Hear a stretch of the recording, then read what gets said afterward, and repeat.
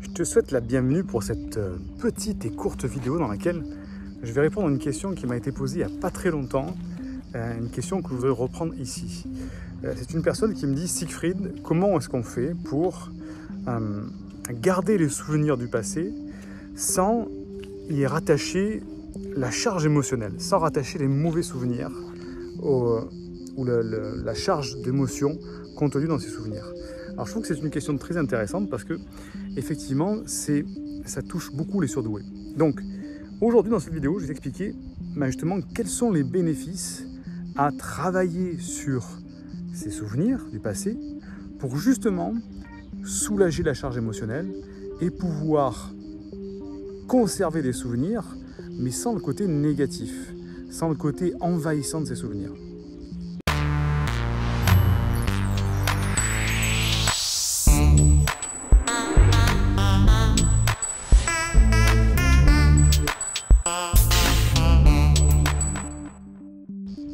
Donc, qu'est-ce que c'est déjà qu'un souvenir envahissant? Un souvenir négatif, qu'est-ce que c'est?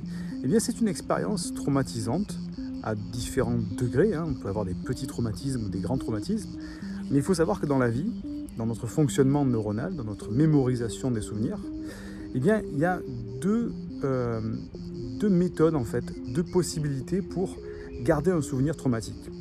La première solution, enfin la première méthode, pas cette méthode, mais première expérience, on va dire, c'est d'avoir des petits souvenirs traumatiques qui s'accumulent. C'est-à-dire des petits souvenirs, pas très intenses, mais qui, cumulés les uns après les autres, font que ce souvenir, au bout d'un moment, va changer ta manière de penser, ta manière de te comporter.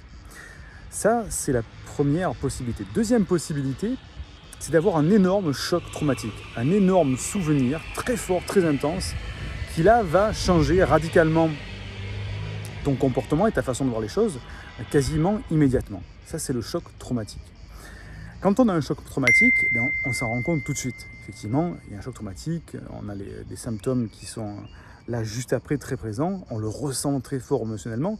Donc c'est évident de se rappeler de ce style de souvenir-là, de se dire « Ah oui, je me rappelle que ce jour-là, mon chien s'est fait écraser en traversant la rue, ça m'a énormément choqué, depuis j'ai peur quand je suis au bord d'un trottoir, etc. etc. » Ça, c'est le choc traumatique.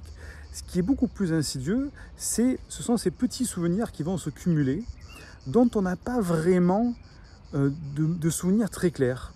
Et on se retrouve un beau jour avec, souvent chez le haut potentiel, bien un manque de confiance en soi.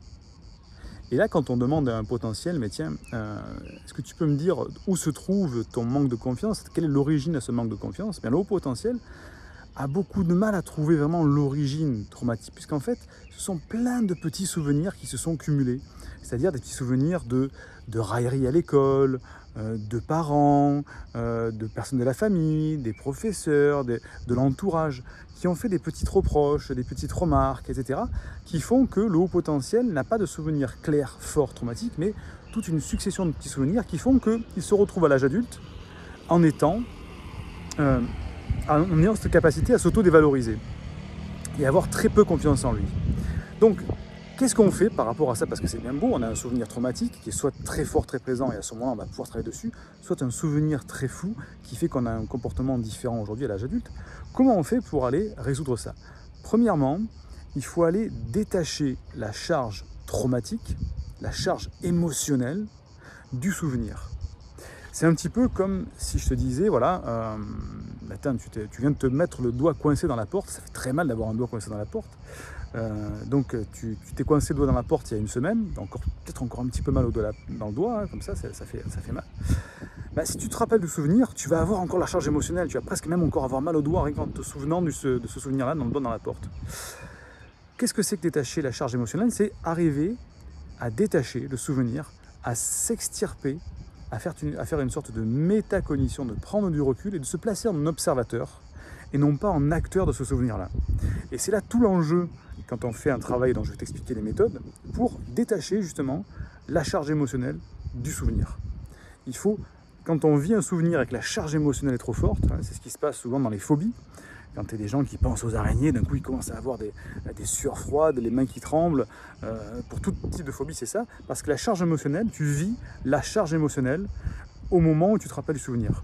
Si tu arrives à te placer en spectateur, c'est-à-dire tu prends du recul comme ça par rapport à ce souvenir-là, eh bien à ce moment-là, tu vas pouvoir observer le souvenir sans avoir l'émotion qui monte et qui t'envahit totalement.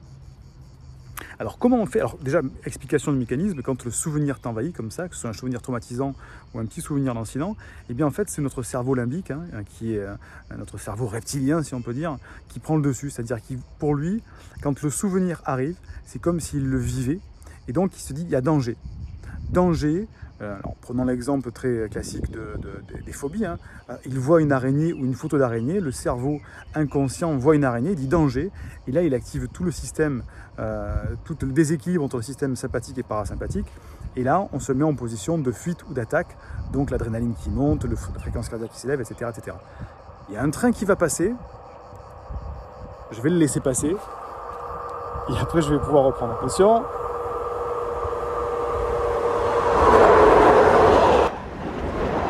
Voilà, on garde tout comme quoi on ne coupe pas les vidéos à l'université. Là, c'est parce que je suis en plein déplacement et je ne peux pas les faire monter. Bref, j'en étais où? Je ne sais plus.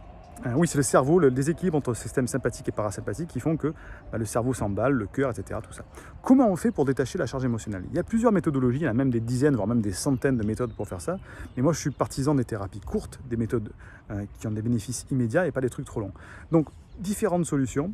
La première, c'est ce qu'on appelle l'intégration du cycle de vie, qu'on appelle l'ICV, qui est utilisé, qui donne de très bons résultats. Qu'est-ce que c'est que l'ICV? On va faire une sorte de chronologie, de frise comme ça, de tous ces souvenirs, depuis sa naissance jusqu'à aujourd'hui, et on va essayer de se remémorer tous les souvenirs assez intenses, et on va repasser à travers en les regardant sous un autre angle, avec un autre prisme. On va faire ce qu'on appelle un reframing. C'est-à-dire qu'on va, c'est un petit peu comme si tu regardais une sculpture face à toi, comme ça. Tu vas dire, waouh, elle est agressive, je vois des dents, des cornes, des yeux qui me regardent. Et puis en fait, si tu fais un petit pas sur le côté comme ça, tu vas voir qu'en fait, il ne s'agissait pas d'un animal dangereux, il s'agissait en fait du corps d'une femme, mais sous un certain angle, ça paraissait dangereux et c'était traumatisant. Donc on va faire pareil avec les souvenirs. Au lieu de les regarder toujours de la même manière dont tu les regardes, on va essayer de faire un pas de côté pour voir en fait ce qui s'est passé vraiment et le voir sous un angle assez constructeur. Ça, c'est la première méthode, c'est la méthode de l'ICV. Deuxième méthode, c'est ce qu'on appelle le désengrammage. Le désengrammage, c'est quoi? C'est repasser au travers des souvenirs plusieurs fois. Alors, il y a toute une méthodologie, tout un protocole pour faire ça. Mais en tout cas, je t'explique le principe rapidement. On passe au travers des souvenirs et à chaque fois, on va décrire le souvenir de manière très précise, avec tous les souvenirs, avec le VACOX, c'est-à-dire visuel, auditif, kinesthésique, olfactif, gustatif, tous les souvenirs sensoriels. Et on va passer au travers comme ça pour pouvoir justement soulager la charge émotionnelle. Et quand on passe une fois, deux fois, trois fois, quatre fois à travers le souvenir, au fur et à mesure, la charge émotionnelle, elle va descendre petit à petit jusqu'à arriver à un point où elle devient normale et acceptable. Ça, c'est le désengrammage. Et ensuite, il y a d'autres méthodes. Celle que j'aime bien, c'est la méthode NERTI. Méthode NERTI, ce qu'on appelle le nettoyage émotionnel. Et là, à ce moment-là, au lieu de se placer en spectateur et de détruire les émotions et la situation, on va laisser monter justement l'émotion. Parce que de manière générale, quand on a un mauvais souvenir, une mauvaise appréhension, quelque chose de négatif, eh bien on empêche ce souvenir de revenir au grand jour parce qu'on a peur, parce que ça peut nous faire mal, ça peut être des souvenirs traumatisants, douloureux, etc. Donc on s'empêche chaque fois, on enterre parce qu'on a peur que le souvenir nous submerge et que l'émotion nous submerge. Et bien là, dans la méthode NERTI, justement, on va laisser monter totalement ce souvenir. Alors bien sûr, on le fait encadré avec un protocole, on est dans un fauteuil, enfin, il n'y a rien, aucun danger, il n'y a rien qui peut se passer, donc il n'y a pas de danger. Et on va laisser monter le souvenir et on va se rendre compte qu'en fait, dans les souvenirs traumatisants émotionnels, il y a un pic comme ça. Et une fois que ce pic est passé, eh bien après, ça redescend derrière. Et quand on se rend compte qu'en fait, ce souvenir, il y a un pic, il y a un avant, il y a un pic et après une redescente, eh bien en fait, on se rend compte que le souvenir en lui-même n'est pas dangereux. Il n'y a pas de véritable danger. Donc il y a un protocole quand même, il ne faut pas faire ça n'importe comment bien sûr, mais je t'explique le principe. Et en faisant ça, ça marche très bien sur les phobies par exemple. On se rend compte que, par exemple, reprenons le cas des araignées, dans la peur de l'araignée, ça commence, ça monte, il y a un pic comme ça, avec la peur qui est à son maximum, puis après derrière, la peur va redescendre petit à petit, parce qu'on ne reste pas en permanence 365 jours avec une peur bloquée, la peur va redescendre, et c'est en apprenant comme ça au cerveau que, après cette émotion forte, eh bien, il y a une redescente qu'au fur et à mesure, on va le reframer, on va le reformater en lui disant « c'est pas grave, à chaque fois que tu vois une araignée, tu vas voir qu'après tu n'as plus peur ». Et le cerveau inconscient, j'accélère un petit peu l'explication pour que ça aille vite, hein, le cerveau inconscient va au fur et à mesure s'habituer à se désensibiliser à cette phobie tout simplement. Donc voilà, et quand on ajoute à ça des techniques de méditation, d'hypnose guidée par exemple, il y a des très bonnes techniques d'hypnose guidée qui permettent justement d'avoir cette sensation de se renforcer, de se reconstruire, d'avoir une confiance en soi beaucoup plus présente. Et bien quand on fait ça régulièrement, quand on fait de l'intégration du cycle de vie, quand on fait des méthodes NERTI, quand on fait un désengrammage, quand on fait de l'hypnose guidée, et bien au bout d'un moment, les neurones, avec leur plasticité cérébrale, avec la myéline qui va se renforcer, eh bien on va renforcer des réseaux neuronaux qui sont des réseaux dans lesquels le souvenir est plus si négatif de ça, il est juste un souvenir, une image, dans lequel on se dit effectivement, maintenant je vois l'image de ce souvenir un peu négatif, mais elle est très éloignée de moi, et en fait, maintenant je peux voir en fait ce que je peux construire sur ce souvenir, par rapport à ce souvenir. Construire justement ma personnalité, construire justement la confiance en soi, etc., etc. Donc tu vois que par rapport à ça, il y a beaucoup de méthodes qui vont te permettre justement de reprendre confiance à toi, de reprendre, alors quand c'est un problème de confiance en soi bien sûr, mais en tout cas de détacher la charge émotionnelle du souvenir qui peut parfois être traumatisant. Voilà pour cette petite courte vidéo improvisée, tu vois, sur les berges de la Siagne à Cannes-Mandelieu, enfin, juste à côté de Cannes, c'est mitoyen à Cannes. Je te fais profiter un petit peu du soleil aussi.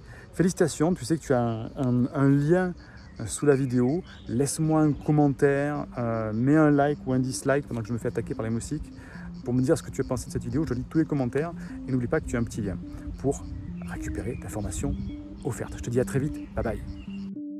Indique-moi en description à quelle adresse t'as envoyé la formation offerte qui s'intitule « Canalise tes pensées envahissantes et profite de l'instant présent ». Et surtout, partage cette vidéo à une personne de ton entourage que ça pourrait aider. Et n'oublie pas, comme le disait Einstein, la folie c'est de faire toujours la même chose et de s'attendre à un résultat différent. Si tu veux t'épanouir avec ta douance, c'est le moment d'utiliser le bon mode d'emploi, celui qui fonctionne avec toi, et de changer pour faire de cette terre un monde meilleur.